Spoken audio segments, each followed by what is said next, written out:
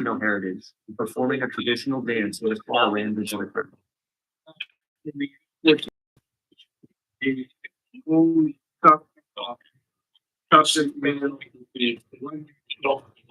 Go through a private community event occurring here. That male was taken into custody after seen by the Crown. Canadian officials are still investigating the incident, but said they are confident that this was not an accident. Canadian Prime Minister Mark Carney said in a statement he was devastated by the quote horrific events at the Vancouver Festival and offered his deepest condolences. And have any tragedy like this, it won't break us, the community, but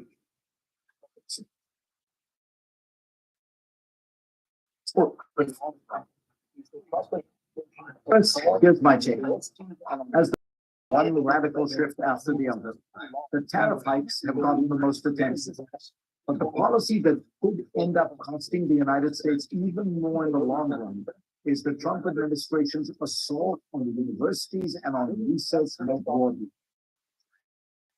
America has led the world in science. It's easy to believe that this has always been one of the country's natural strengths.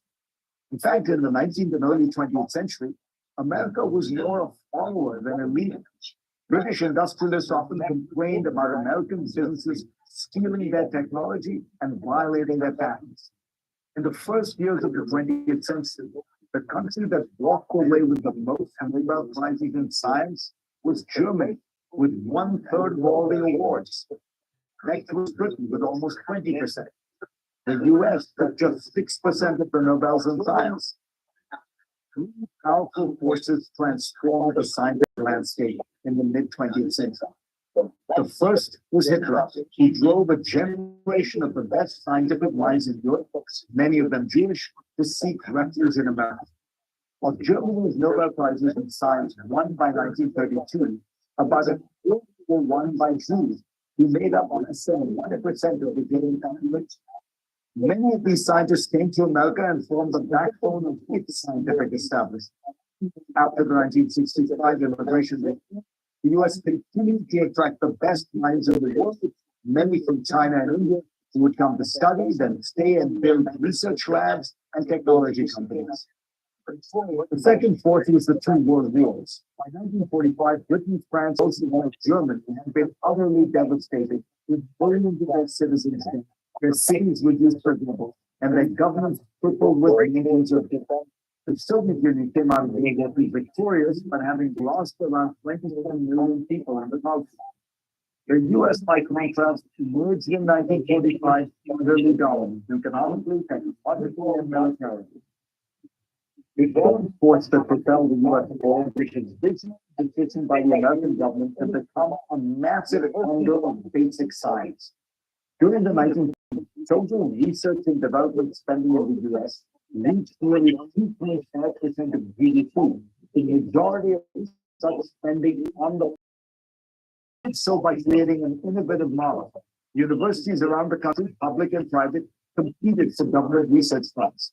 The federal government wrote the checks, but did not try to run the programs themselves. That competition and freedom created the modern American scientific establishment, the most successful in human history. All three of these forces are now being reversed. The Trump administration is at war with the country's leading universities, threatening them with hostile takeovers and withholding billions of dollars in research funding. America's prime tools of science, the National Institutes of Health and the National Science Foundation, are being. And our second advantage, towering with the rest of the world, is obviously had since 1955. It is worth pointing out in the last decade, China has become the world leader in these key measures of science.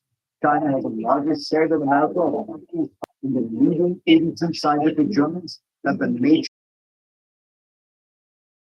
in this country.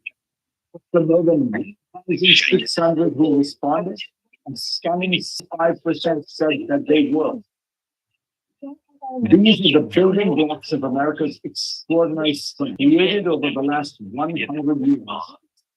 They are now being dismantled in 100 days. The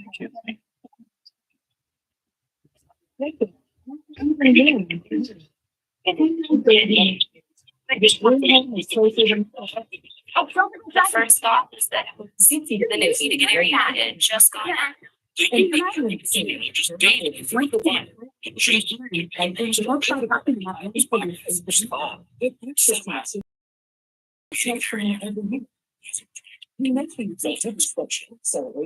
for the cause of the better is led to the county compliance. Very charming. I could not do. The cause of death seemed obvious, but just to be sure, George's remains were sent on to the medical. What he discovered was as deeply troubling as it was unexpected. He had recovered a projectile. Examination revealed 3 bullet holes in all of Julie's torso. The deputy coroner immediately called the sheriff's office. Said we need to get some people in house for this.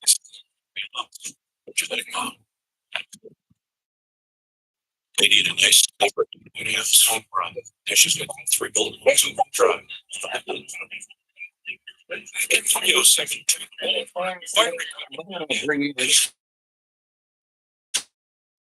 Seeing as you cleaning this Laura Coates, Laura looks somebody does this. This is actually very close to home. But myself, if there was any situation, right, to be aware of somebody support and do what feels right. Your order is very frankly, because I was obligation. Abuse or we're discussing it. Yeah. But the judge was perhaps trying to use the spectacle of the arrest or inside of a courtroom and put it in an area where it would happen in a discreet manner. I'm awaiting to see the information there, but as information is the officer of the court, it is intended to evade authorities and knowingly harboring somebody who should be turned over to authority. They've got a little bit hurt in terms of ethical obligations. It could be like, well, I think he's innocent. I think this is a pain to report, therefore. Here's what he's going to do.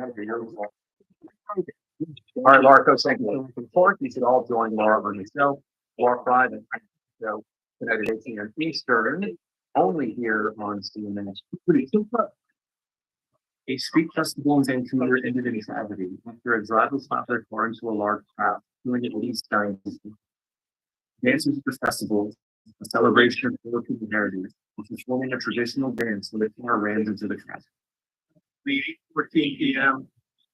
A lone suspect, couple male with a mud vehicle, drove through a crowded community event occurring here. The male was taken into custody at the scene by the Canadian officials investigating the scene, which said they are custody and this was not an adversary. Canadian Prime Minister Mark Carney said in a statement he is devastated by the horrific events at the Vancouver Festival and offered the statement. 15, that's. And you have them in fact be like this. They won't break us, the community, but. Well, Millennial here graduated in 2009 during the Great Depression. It's something that people have for many years, probably 45 years have been friends with me. Why don't you read the songs that other people have done of yours? And I sort of honored them, I think, in a way, by just, doing them as they were originally done.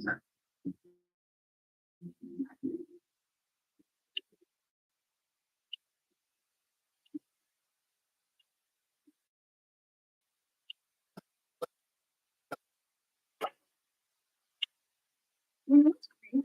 We're eating breakfast and none of us don't learn people. I might know. I think I don't know, right? every business is on its own path to AI. To tell AI, found you with the broadest portfolio. allowing you to quickly implement the AI. Makes me feel so miserable.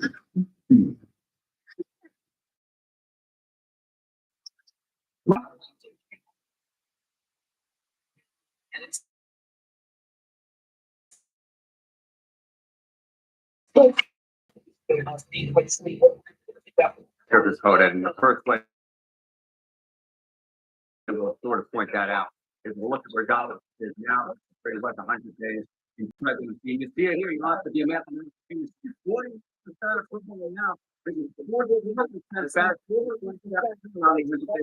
what's so notable here is that throughout his second term as president, he tended to be running ahead of where he was in his first term. No representation is going below where he was at this point in his first term. Where this is just Trump. Let's compare him to other presidents. And I really think on it, and you can see it here. You see the 41% that is 3 below Joe Biden. It's 3 points below where he was in his first term. Look at Obama, what 63%. He's 22 points below that. And George W. Bush at this point in 2001, he is, I mean, again, 21 points below. And as you pointed out in your opening, just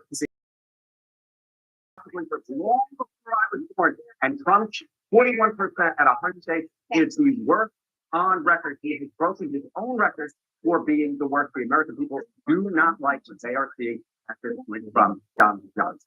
Here's which is despite, and I said 26 months in prison. History has shown and evidence shows that we constantly get the death penalty wrong. There are too many dozens of without Saturday and a half years rallying around the alleged killer of the United Healthcare CEO, Brian Thompson. The Indiana faces federal charges of stalking, murder, and a firearms offense. School shooters or people who go and to the concert.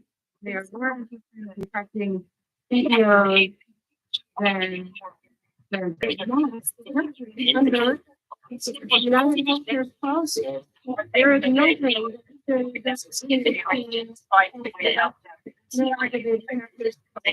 where are the candidates?